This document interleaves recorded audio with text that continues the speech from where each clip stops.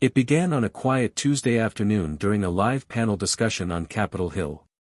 The event was meant to be a bipartisan roundtable about the role of media in shaping public trust. Among the participants were rising conservative commentator Karoline Leavitt and award-winning actor and activist Denzel Washington, who had recently been invited by a civic coalition to speak on unity, leadership, and the responsibility of public voices. The discussion started civilly, until Karoline took the microphone. She smirked as she leaned forward. "I just don't understand why we're giving airtime to actors who think they're philosophers. If I wanted a lecture on morality, I'd go to church, not Hollywood." Denzel smiled politely. "With all due respect, I was invited to bring a perspective on public trust, something we're all responsible for." Karoline cut in, her tone turning sharp. "Shut up, boy. This isn't a movie set." The room fell silent. Reporters froze mid-sentence. Even the moderator looked stunned. Denzel didn't blink. Instead, he calmly adjusted his tie, looked her square in the eyes, and said, Denzel didn't raise his voice. He didn't flinch. He simply leaned in, eyes steady and unwavering. "Ms. Leavitt," he said, his voice low and composed, "I've been called a lot of things in my life. But, boy, stopped applying about 40 years ago, right around the time I started funding scholarships for students you've likely never met." The audience murmured. Cameras zoomed in. Journalists started typing furiously. Denzel continued, "I didn't come here to be disrespected. I came here because the truth isn't partisan. You don't need a movie script to understand basic dignity." Karoline tried to laugh it off, waving dismissively. "It was just a phrase, don't get so sensitive." But it was too late. The tension in the room had shifted. Denzel wasn't finished. He turned to the crowd, then to the moderator. "I don't care what side of the aisle you sit on. When people use power to belittle others in public, especially while hiding behind titles, it tells us everything we need to know about their character." The audience burst into restrained applause. Some staffers nodded. Even a few Republicans leaned back, visibly uncomfortable. But what happened next would make headlines across the country. As the clapping settled, Denzel reached into his inside jacket pocket and pulled out a folded letter. He held it up. "This," he said, "is a copy of the invitation I received, not from a media outlet, not from a Hollywood studio, but from the Congressional Ethics Forum itself. You know who signed it?" He unfolded it slowly, deliberately. "Chairwoman Russell Ann. Representative Karoline Leavitt." Gasps rippled through the room.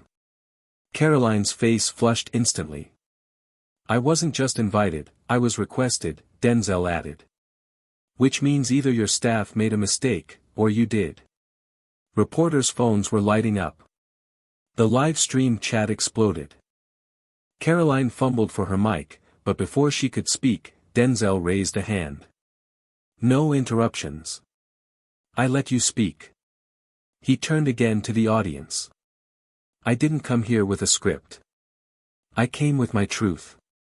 And when someone calls you, boy, in a room full of leaders, and thinks they can get away with it, that's not just disrespect. That's arrogance born of unchecked privilege." The silence was deafening. Then, a voice from the back of the room, an older congressman, stood up. "Mr. Washington, I think the nation just heard the truth louder than ever before." What followed would go beyond any political divide. The entire panel, once stiff and rehearsed, now sat in stunned silence. Even Karoline, normally quick with a quip or deflection, seemed unsure of how to proceed. Cameras swiveled back to Denzel, who remained seated, hands folded calmly. Then, unexpectedly, the moderator cleared her throat. "Mr. Washington," she said, voice steady but reverent, "thank you for your remarks. On behalf of the forum, I apologize for what was said to you earlier." Karoline shifted uncomfortably but said nothing. Denzel gave a small nod. "Apology accepted. But the bigger conversation is not about me. It's about how we treat people who don't look like us, vote like us, or speak the same language. We either build the table together, or keep flipping it over every time we're challenged. Muffled applause grew louder, more deliberate. Some staffers stood. Even representatives on both sides of the aisle looked at one another, hesitant, but nodding. A reporter finally shouted, "Mr. Washington, would you consider running for office?" The room chuckled, but Denzel's response was razor-sharp. "I don't need to run for office to serve this country. I've been doing it in my own way for decades, quietly, consistently, and without asking anyone to clap." It was a line that would replay on every major news network that night. But Karoline still hadn't said a word. That would change in the next moment, and not the way she hoped. Karoline finally reached for her mic, her voice tight with forced composure. "Look, maybe my words came out wrong," she said. "But I wasn't trying to offend anyone. I just think actors should stay in their lane." Denzel leaned back in his chair, folding his arms. "And what lane is that, exactly? The one where we raise millions for disaster relief? The one where we build housing in communities politicians forget exist?" A murmur of approval swept the audience. Karoline pressed on, her voice rising. "I'm just saying people like you use fame to push political agendas, and what exactly," Denzel interrupted, "are you using? Your position? Your platform? Because if you're using it to silence others, to throw around disrespect and backtrack only when cameras roll, then maybe you're the one who needs a lane." The words hit like a hammer. The moderator glanced around, unsure whether to intervene. But then a senator from across the aisle, a decorated veteran, spoke up. "I didn't come here to hear insults. I came here to hear solutions. And frankly, Mr. Washington's given us more leadership in 5 minutes than I've seen from some of my colleagues in 5 years." That was the moment it tipped. Cameras caught Karoline's expression, eyes wide, lips pressed tight, hands clenched on the desk. She tried to smile, but the damage was done. Online, her name was already trending for all the wrong reasons. And then Denzel delivered the closing words that would echo across the nation. Denzel stood slowly, gathering his notes, though he didn't need them anymore. The room was silent, every eye on him. Even the live-stream viewers, by now in the millions, waited breathlessly. He looked directly at Karoline. Then, without anger, without gloating, he spoke clearly, "Respect isn't something you demand with a title. It's something you earn with your conduct. And when the cameras are gone and the hashtags fade, people will remember not what you said, but how you made them feel." He turned to the panel and the audience. "If we want a better country, we need better conversations. Not louder voices, but wiser ones. I may be an actor, but I don't play when it comes to the truth." Applause erupted, first light, then thunderous. It wasn't just polite. It was earned. Karoline sat frozen, her usual confidence stripped. Any attempt to spin her way out would be futile now. Denzel nodded once to the moderator and left the stage, not with fanfare, not with security, but with dignity. Outside, a crowd had gathered. Supporters, students, veterans, parents, they weren't there for selfies. They were there in solidarity. A chant started to build, "Truth don't need titles. Truth don't need titles." By nightfall, every major outlet was replaying the moment. Headlines called it, "The Shutdown Heard Across America." Karoline's office issued a formal statement of apology the next morning. But the public wasn't quick to forget. Denzel didn't respond to the press. He didn't need to. His message had already hit its mark. In the days that followed, the exchange between Karoline Leavitt and Denzel Washington dominated every news cycle. Clips of Denzel's calm but devastating response were played on repeat. Political analysts, cultural commentators, even rival politicians couldn't stop talking about it. Hashtags like #TruthDon'tNeedTitles and #DenzelMoment trended for days. Late-night hosts weighed in with their usual jokes. Karoline told the wrong man to shut up. Turns out, he was the only one worth listening to. But it went deeper than social media buzz. Universities began citing Denzel's words in media ethics courses. A clip of his speech was played at a youth leadership summit. Civil rights groups used it in campaigns about dignity and public discourse. Meanwhile, Karoline's poll numbers quietly dipped in key districts. A petition circulated calling for a formal censure. Her statement of apology was viewed as calculated and insincere. In contrast, Denzel continued with business as usual, declining interviews, refusing to capitalize on the moment. He released a single written statement: "I said what needed to be said. I don't speak for applause. I speak when silence is no longer an option." The statement went viral. Even members of Karoline's own party began to distance themselves.